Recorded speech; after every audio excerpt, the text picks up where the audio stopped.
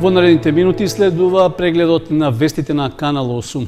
Во текот на летниот период, домашните археолози ќе работат на истражување на новите наоѓалишта во близина на селата Жиганци и Соколарци.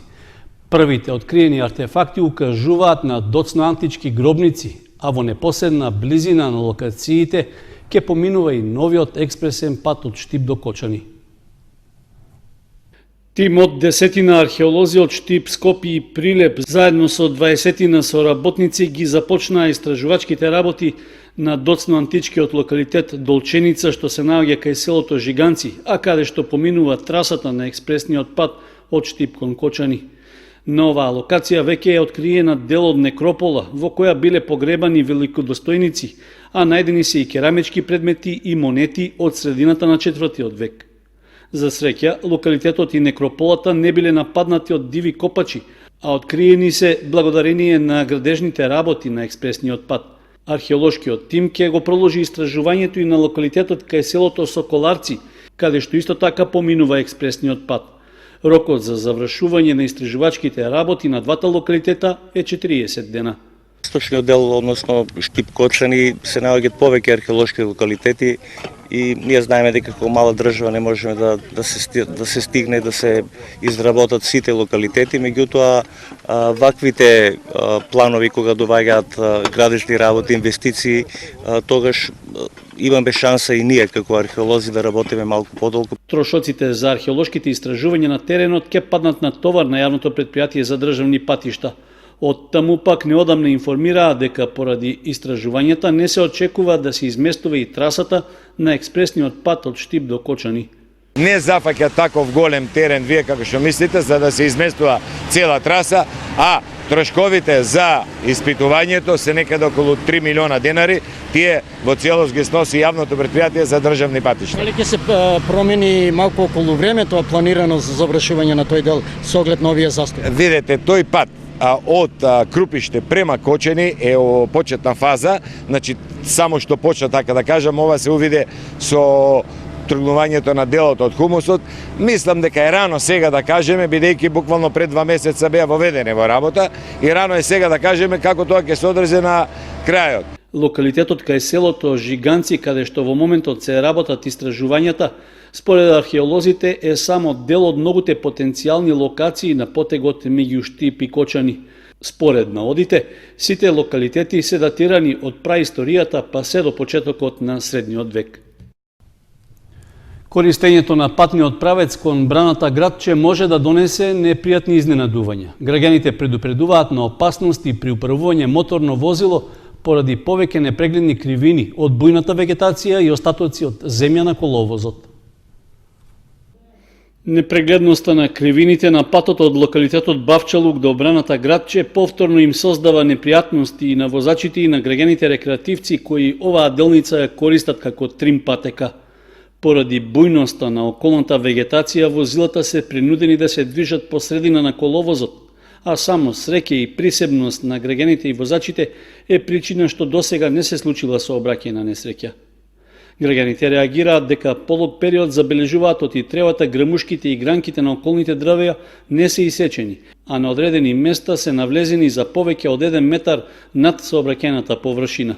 Ова ја загрозува безбедноста во сообраќајот, а патниот правец го прави непрегледен и опасен за возење. На коловозот се забележани и остатоци од песок и земја нанесени од пороите од околните ридови, поради што и движењето на возилата не е безбедно. Со оглед што голем број граѓани овој патен правец го користат како место за рекреација, тие бараат брза реакција од надлежните за да не биде предоцна. Со оглед на високите дневни температури, кога поголем број излетници ја посетуваат околината на езерото градче, потребата од средување на вегетацијата е уште поизразена. Со тоа ќе се потврди и определбата дека туризмот е еден од приоритетите не само на локално, туку и на регионално ниво, а само со добро уреден патен правец пристигнувањето на градче ќе биде безбедно. Истовремено, со тоа ќе им се овозможи и на големиот број излетници и туристи да можат без грижи да уживаат во природните убавини.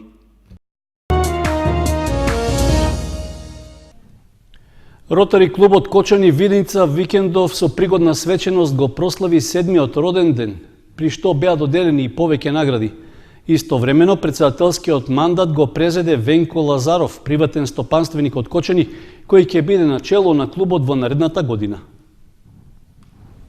Во петок од вечерта во хотел-ресторанот Александар Парк во Виница, Ротари клубот Кочани Виница со роденденска гала забава ја одбележа 7 годишнината од основањето. Истовремено се одржа и годишно собрание на кое што беше направена ретроспектива на изминатото едногодишно работење. Централниот дел на свеченост на која настапија ученици од музичкото училиште Ристо Јуруков и од училиштето за модерни танци во рамки на јазичниот центар Амичи од Кочани беше посветен на проектот Ротари млади лидери. Со цел да ги мотивира и да им посака успех во натамошното образование, Ротари клубот Кочани Виница ги награди правенците на генерацијата од трите средни училишта Љупчо Сантов, Гошо Викентиев и Ванчо Прке. Председателот на клубот пак во воведното обраќање направи преглед на досегашното работење во изминатиот едногодишен период. Работењето на клубот во 2018-19 година би го поделил на три дела. Во првиот дел се посетите и воспоставувањето на контакти со други ротари клубови од нашата земја и клубови од Србија, Бугарија и Словенија. Посебно субор на спротивувањето со ротари клуб Франца од Република Бугарија, кој ни стана и добар пријател и голем донатор за нашите проекти. Во вториот дел успоставивме блиски релации и соработка со институциите и здруженијата на граѓани, како што се локалната самоуправа во Кочани и Виница, образовните институции, здравствените институции, Центарот за социјални работи, Домот на културата, општинските организации на Црвен крст, планинарските друштва, изгличните друштва и други. Годинава Ротари клубот Кочани Виница прими неколку нови членови, а на роденденската прослава до сегашниот председател на Ротари клубот Кочани Виница Јован Попов го предаде председателскиот мандат на идниот едногодишен председател Венко Лазаров. Во краткото обраќање пред присутните членови гости Лазаров се заблагодари за довербата и рече дека клубот ќе продолжи со зацртаната динамика на активности.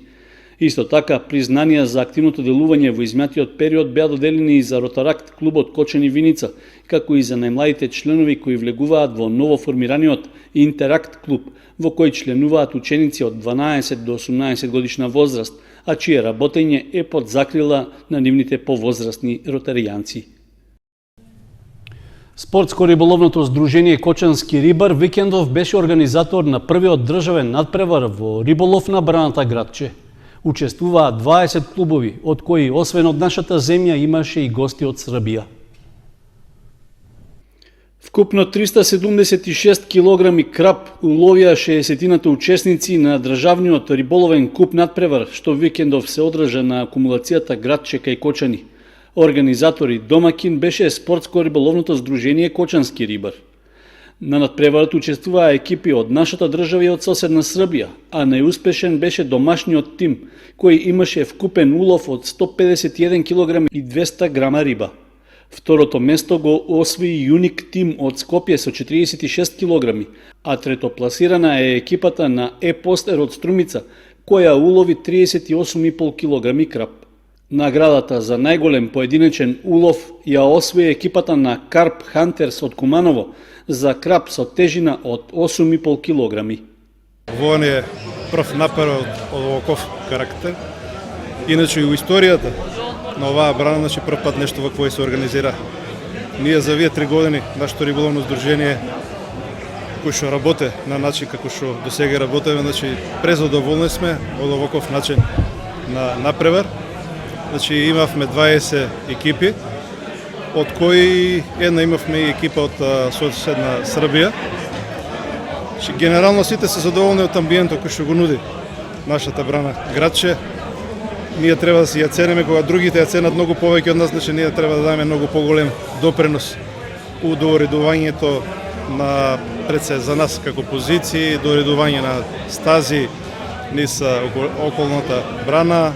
На надпреварот, што траеше 72 часа, беа уловени повеќе од 130 парчиња риба со просечна тежина од 3 кг.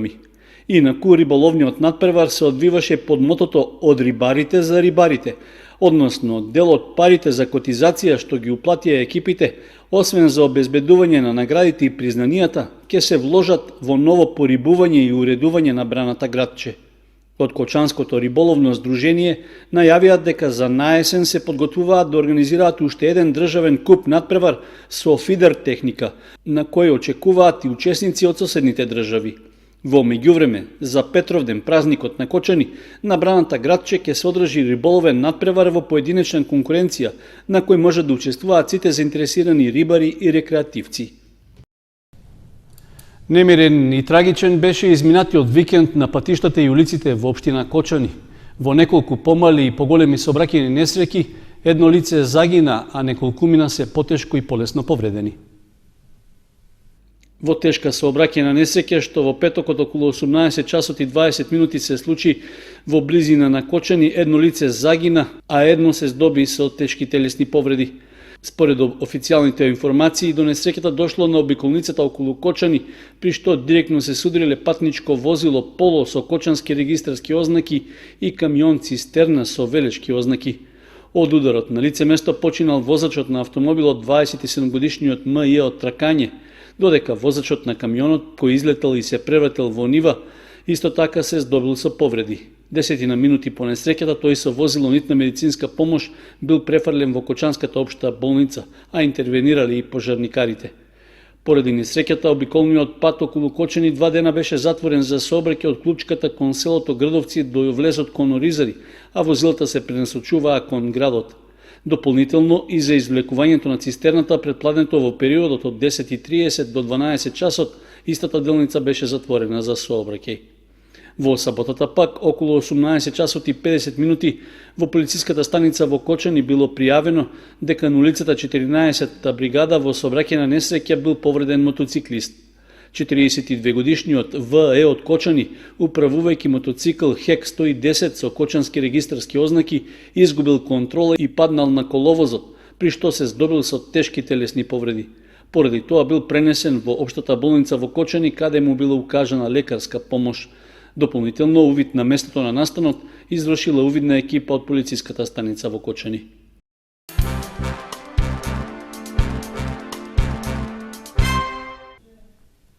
Во Домот на културата Тошо Арсов во Виница беше промовирана стихозбирката Генеза од авторот Игор Христов.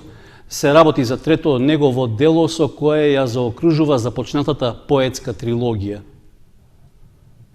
Поголем број љубители на пишаниот поетски збор се собраа во петокот вечерта во Домот на културата Тошо Арсов во Виница на промоцијата на збирката поезија Генеза од авторот Игор Христов. Ова е негова трета книжевна творба што излегува по 10-годишна пауза од претходно издадената, откако, како што самиот истакна, во себе насобрал доволно енергија и инспирација за да ја пренесе во стих и да ја издаде по раката на создавањето. Промотор на стихозбирката беше Катерина Петрова, а извадовци од поезијата меѓу две музички изведби на пијано читаше Благица Стојанова. Авторот Христов, кој во моментот се наоѓа и на раководна функција на Виничкото комунално предпријатие, овој пат пред своите сограѓани и гостите се представи во поинаква светлина. Преку поезија ја пренесе внатрешната борба на доброто против злото, бунтовноста поради општествената и личната состојба, за на крајот сето тоа да биде проткаено со пораката на љубовта. Тоа е трилогија, значи од преку две љубови и еден живот, па потрага, па доаѓаме до Генезис, односно почетокот на сите почетоци и крајот на сите краеви. А тоа е повторно пак почеток, така да поетски кажано се е круг.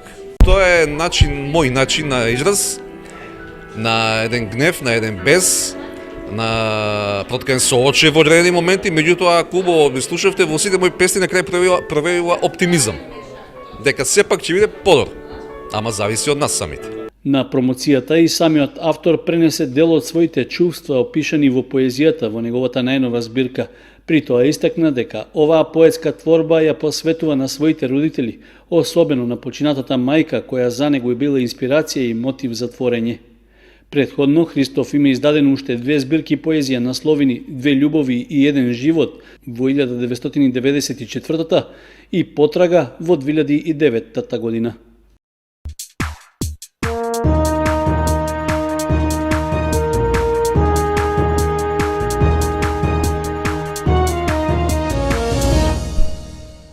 Следуваат минути за информациите од спортот, а во нив за фудбалот.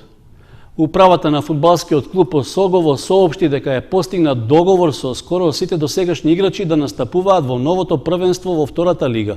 Сепак, тројца од нив заминуваат во други екипи, а еден се повлекува од активното играње фудбал. Новиот фудбалски второлигаш Осогово објави дека во паузата меѓу двете сезони управниот одбор продолжува со работа и веќе се подготвува за новиот предизвик, односно за надпреварувањето во втората лига Исток. Превршуваат преговорите со играчите кои ќе настапуваат за екипата, а според соопштението, главно задржан е досегашниот состав, односно предност при разговорите за формирање на ростерот на екипата имале играчите кои во изминатата сезона го носеа жолто-синиот дрес. Во текот на изминатата недела било разговарано со сите фудбалери и на обострано задоволство продолжена е соработката со 11 играчи кои претходното првенство беа дел од екипата. Голманската позиција е пополнета со останувањето на Ѓорги Јовановски и Стефан Ковачевиќ. Во одбранбената линија повторно ќе настапуваат Никола Стоиловски, Стефан Спирковски и Дарио Наумовски. Дел од фудбалскиот клуб Осогово останува и капитенот Андреј Коцевски, како и неговиот заменик Драган Паунов. Исто така, нов договор за настап за клубот е потпишан и со Александар Гаврилов, Илија Шуманов и Андреј Рајатовски. Обновена е и соработката со првиот стрелец во минатогодишното првенство на паѓачот Тоше Манов. Од фудбалскиот клуб Осогово информираат дека од досегашниот состав заминуваат Благојчо Коцев, Филип Ѓоргиев и Илија Христовски, на кои им е упатена благодарност за придонесот и порака за успех во понатамошната нивна кариера. Исто така, Стефанчо Цветанов повеќе нема да биде дел од екипата, откако најави дека се повлекува од активното занимавање со фудбалот. Управата на второлигашот Осогово најавува дека е во интензивни преговори за нови засилувања, кои би донеле дополнителен квалитет во тимот и ширина во ростерот. Дел од новите имиња се договорени, а со некои се водат завршни преговори. Од клубот велат дека по постигнувањето на договорите ќе бидат промовирани новите играчи.